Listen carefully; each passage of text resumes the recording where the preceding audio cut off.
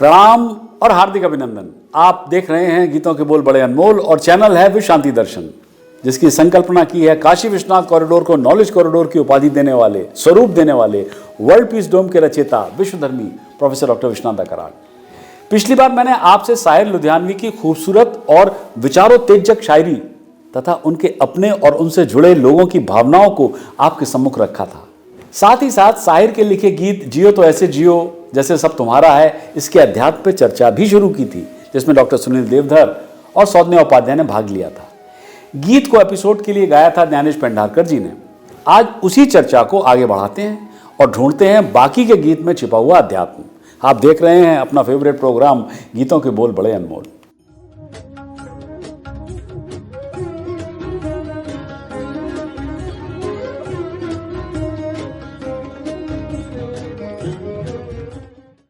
नमस्कार, स्वागत है आपका विश्व शांति दर्शन चैनल पर।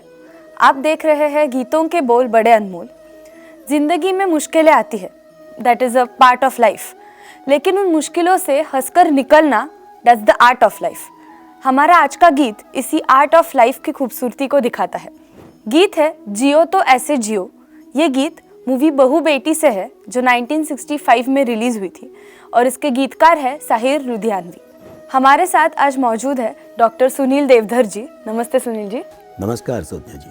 और इनके पुस्तक बड़े अनमोल गीतों के बोल, इस पे हमारा ये प्रोग्राम आधारित है। तो चलिए सुनते हैं ये गीत। जहां में आके जहां से खींचे खींचे न रहो, वो जिंदगी ही नहीं जिसमें आस बुझ जाए। कोई भी प्यास दबाए से दब नहीं सकती, इसी से चैन मिलेगा कि प्यास बुझ जाए।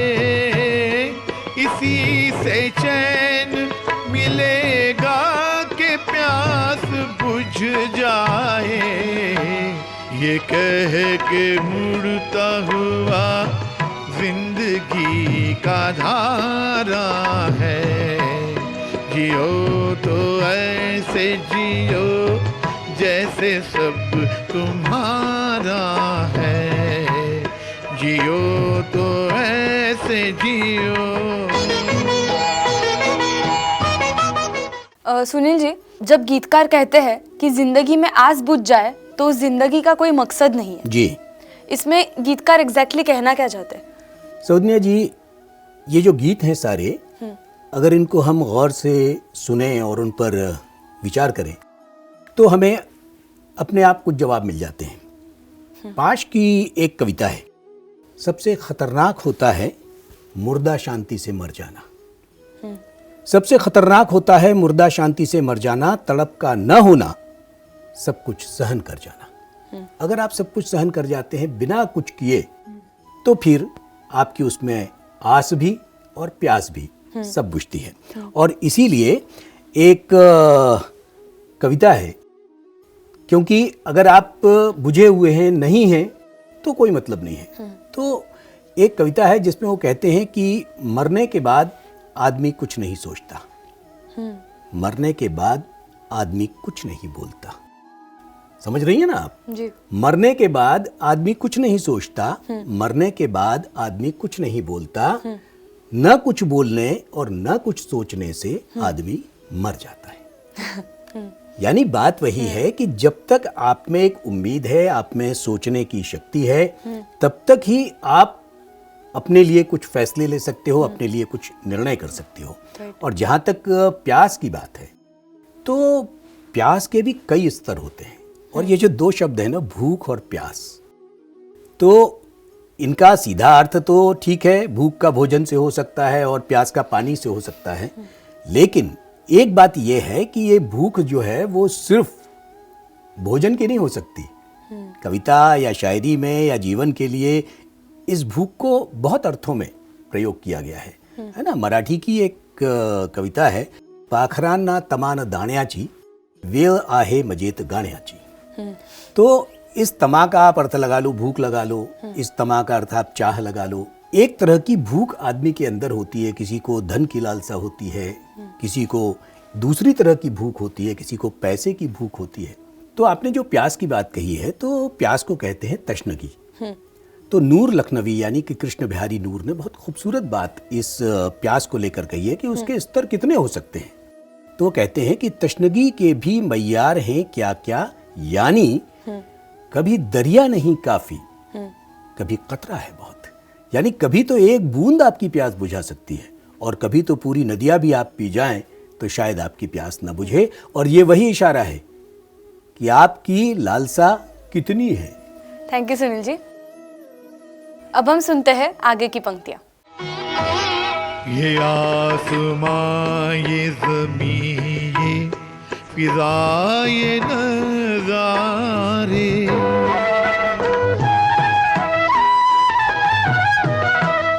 ये आसमां, ये ज़मीं, ये फिज़ा, ये नज़ारे तरस रहे हैं तुम्हारी मेरी नजर के लिए। नजर चुरा के हर एक शय को यूं न ठुकराओ, कोई शरीक सफर ढूंढ लो सफर के लिए, कोई शरीक सफर ढूंढ लो सफर के लिए। बहुत करीब से मैंने तुम्हें पुकारा है, बहुत करीब से मैंने तुम्हें पुकारा है। जियो तो ऐसे जियो जैसे सब तुम्हारा है, जियो तो ऐसे जियो। सुनील जी, इन पंक्तियों को आप थोड़ा और विस्तार में समझाएंगे, खासकर जहाँ गीतकार कहते हैं नज़र चुरा के हर एक शे को यूं ना ठुकराओ, कोई शरीक सफ़र ढूंढ लो सफ़र के लिए। इन पंक्तियों में जिंदगी की सच्चाई कैसे समझ आती है? हमने आपसे पहले भी कहा था कि जब वो ये कह रहे हैं कि इन चीज़ों को ठुकराओ मत, शय माने चीज़ें, तो ईश्वर ने आपको बहुत कुछ दिया। हमने आपको कहा ना पहले कि जब ईश्वर ने आपको सब कुछ दिया है तो इन नज़ारों से, इन दृश्यों से अगर आप कटकर जीते हैं तो एक उदासी का सबब बनता है ना। शायर ये कहता है कि नज़र नवाज नज़ारों से जी नहीं लगता, नज़र नवाज नज़ारों से जी नहीं लगता, अब वो क्या गए कि बहारों में जी नहीं लगता। तो ऐसा नहीं है, क्योंकि उसके बाद वो उत्तर दे रहे हैं कि सफ़र अगर आपका नहीं कट रहा है तो शरीके सफ़र, शरीके सफ़र कहते हैं कि आपके जीवन में किसी का होना। तो जब आपके जीवन में कोई है तो आपका सफ़र आसानी से कट सकता है। जैसे साहिर का ही वो गीत है ना कि जब तलक कोई रंगी सहारा न हो, वक्त काफिर जवानी का कटता नहीं। तो अपने आप साहिर अपने अलग अलग गीतों में जीवन को लेकर बहुत से उत्तर देते रहते हैं। इसलिए ये बात है कि वो कहते हैं कि आप अकेले मत रहो, आप अपने सफ़र के लिए कोई शरीके सफ़र, जीवन की यात्रा के लिए कोई आपके साथ हो तो आपका रास्ता आसान हो जाएगा। Thank you Sunil ji. जी। और आपको ऐसे नहीं लगता कि ये गीत का जो लास्ट स्टैंजा है वो एक लव सॉन्ग भी है, या फिर मतलब वो फिल्म की सिचुएशन के लिए उन्होंने लव सॉन्ग बनाया? आप अपने प्रश्न में उत्तर भी दे रही हैं।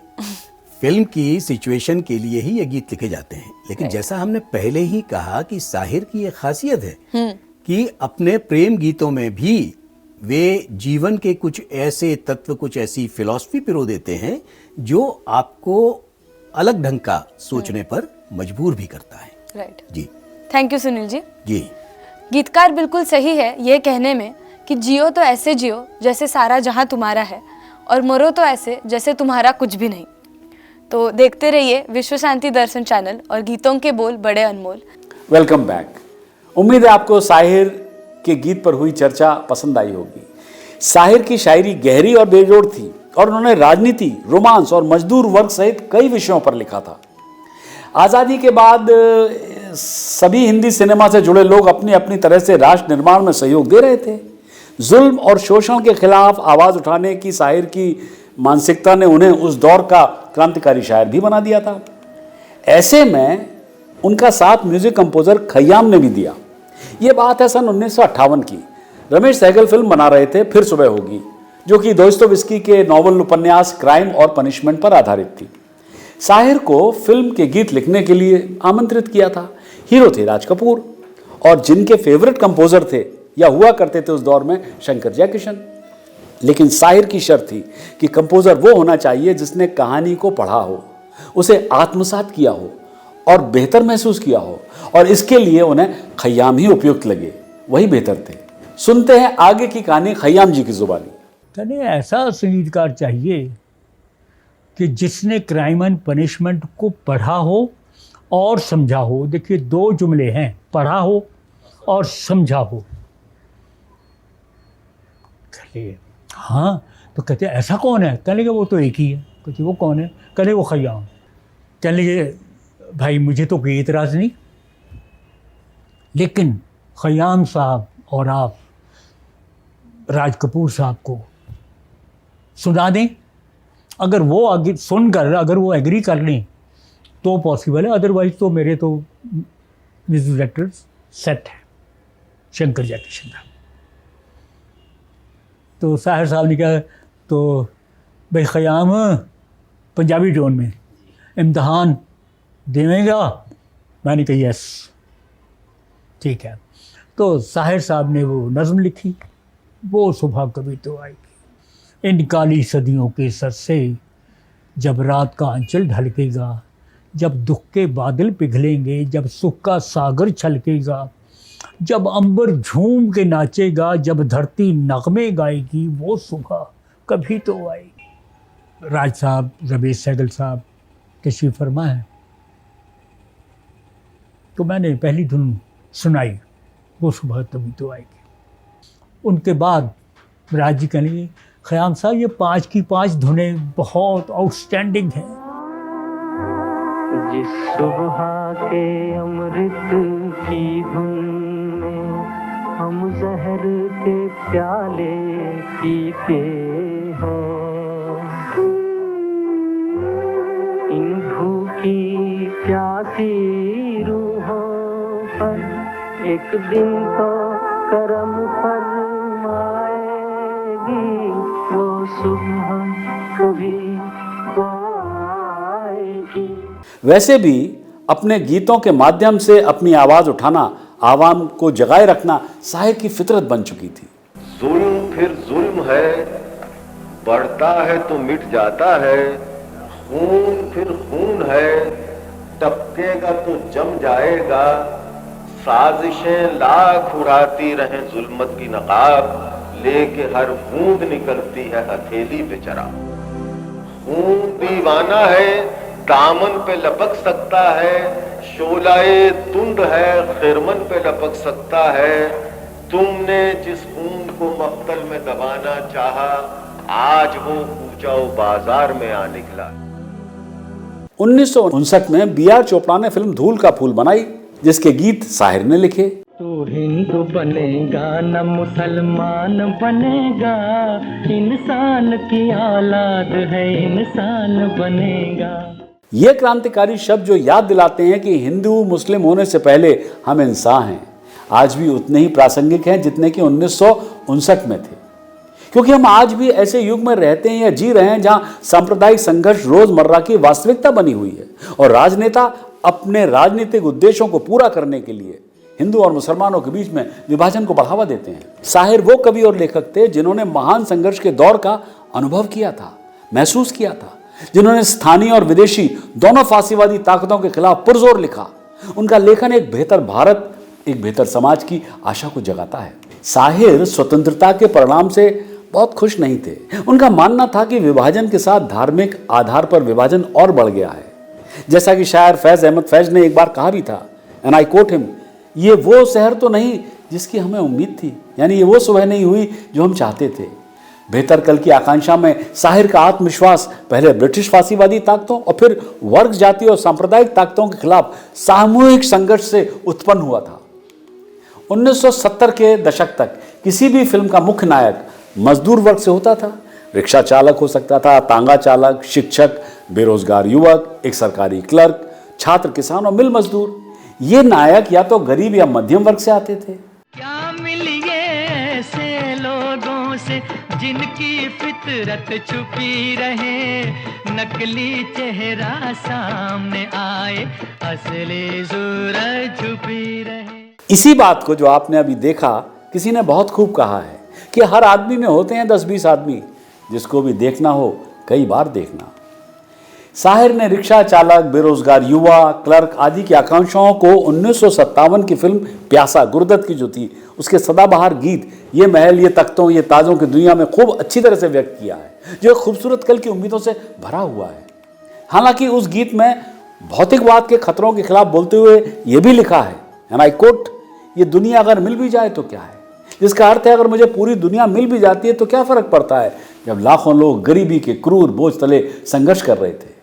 ये महलों, ये तख्तों, ये ताजों की दुनिया, ये इंसान के दुश्मन समाजों की दुनिया, ये दौलत के भूखे रवाजों की दुनिया, ये दुनिया अगर मिल भी जाए तो क्या है, ये दुनिया अगर मिल भी जाए तो क्या है।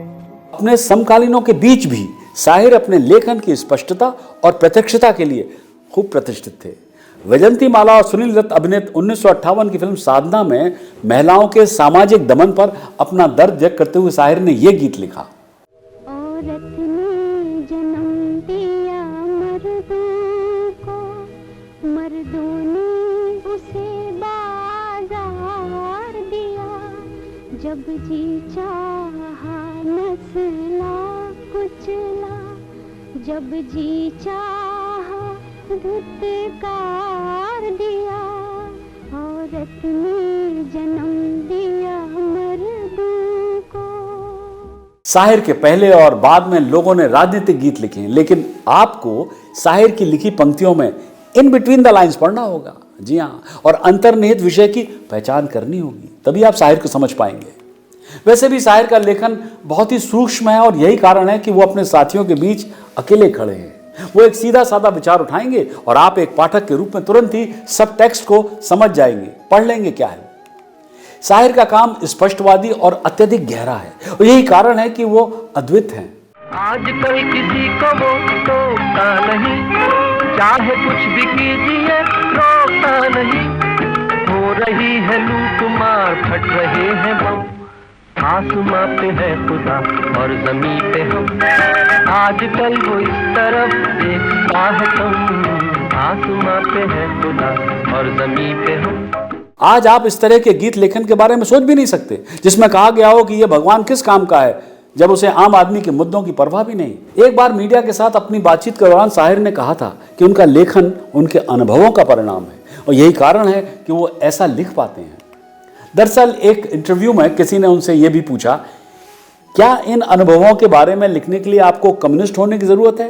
तो साहिर की प्रतिक्रिया थी, नहीं नहीं नहीं, इन अनुभवों के बारे में लिखने के लिए मुझे कम्युनिस्ट बनने की जरूरत नहीं। यदि कोई ईमानदारी से अपने अनुभव के बारे में लिखे तो यही निकलेगा। इस तरह के लेखन के लिए मुझे कम्युनिस्ट होने का ठप्पा लगाने की जरूरत भी नहीं है, ऐसा साहिर ने कहा था। इसके अलावा अपने साथी समकालीन गीतकारों के विपरीत जो फिल्म की कहानी के आधार पर अपना लेखन करते थे, साहिर ने कभी भी अपनी नज़र राजनीति से नहीं हटाई। चाहे वो किसी भी फिल्म के लिए लिख रहे हो, उनके गानों में हमेशा एक राजनीतिक एंगल होता था। और यहाँ तक कि जब उन्होंने 1968 की रोमांटिक फिल्म नीलकमल में महमूद के लिए एक मजेदार गीत लिखा, खाली डिब्बा खाली बोतल, तब भी आप उनकी राजनीति से बच नहीं सके। खाली डब्बा खाली बोतल ले ले मेरे यार, खाली से मत नफरत करना, खाली सब संसार। खाली डब्बा खाली बोतल ले ले मेरे यार, खाली से मत नफरत करना, खाली सब संसार। आज गीतकारों और फिल्मी हस्तियों के खिलाफ अक्सर दोहराई जाने वाली शिकायत यह है कि वे विवादास्पद विषयों पर राजनीतिक रुख अपनाने से डरते हैं। हाँ, अर्थशास्त्र के अलावा फ्रीडम ऑफ स्पीच के अंतर्गत कानूनी कवर की कमी और न्यायपालिका का खराब ट्रैक रिकॉर्ड की वजह से आज फिल्मी गीतों में राजनीतिक सामग्री की कमी दिखाई देती है। ऐसा नहीं है कि मंटो जैसे लोगों पर उनके लेखन के लिए विभिन्न आरोपों पर अदालती मुकदमे नहीं चलाए गए, लेकिन आज के लेखक इस प्रकार के अनुभव साझा नहीं करते। खैर, वो अलग समय था। अगर साहिर आज जीवित होते ना तो इस बात को पहचानते और आज गीतकारों से और अधिक जोखिम उठाने का वो शायद आग्रह भी करते। फिर भी मुख्य धारा के हिंदी सिनेमा में स्थिति धीरे धीरे ही सही बदल रही है। फिल्में अब छोटे शहरों के आम लोगों की आकांक्षाओं को प्रतिबिंबित करने का प्रयास कर रही हैं, दिखा रही हैं। तो बस साहिर की इसी जानकारी के साथ मैं भी देता हूं अपनी वाणी को विराम। अगली बार ढूंढेंगे पतिता फिल्म के गीत है सबसे मधुर वो गीत में अध्यात्म, और चर्चा होगी फिल्म के गीतकार शैलेंद्र पर। सुनील जी, यहाँ पे गीतकार कौन से मधुर गीत के बारे में बात कर रहे हैं और इस गीत में किस टाइप का अध्यात्म छिपा है? शैलेंद्र के जीवन की शुरुआत भी संघर्ष में थी। वो बहुत अभाव में पले थे, उन्होंने बहुत गरीबी में जीवन बिताया था, इसलिए वे जनता के दर्द को समझते थे और यही उनके गीतों में झलकता भी है। दर्द को लेकर गीत बात कर रहा है कि हैं सबसे मधुर वो गीत जिन्हें हम दर्द के सुर में गाते हैं, यानी कि दर्द और मिठास का बड़ी खूबसूरती से बयान ये गीत करता है। सब्सक्राइब कीजिए, साझा कीजिए और बने रहिए विश्व शांति दर्शन के साथ।